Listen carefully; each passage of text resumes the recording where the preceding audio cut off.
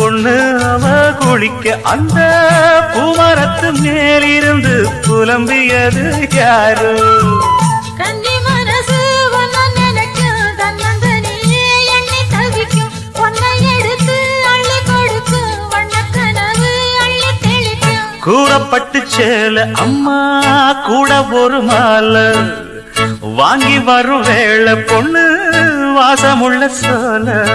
காலிய முடிக்கும் வேளைய நினைச்சு தேடுது மனசு, பாடுது வயசு. மாங்குயிலே பூங்குயிலே சேரி ஒண்ணு கேடு.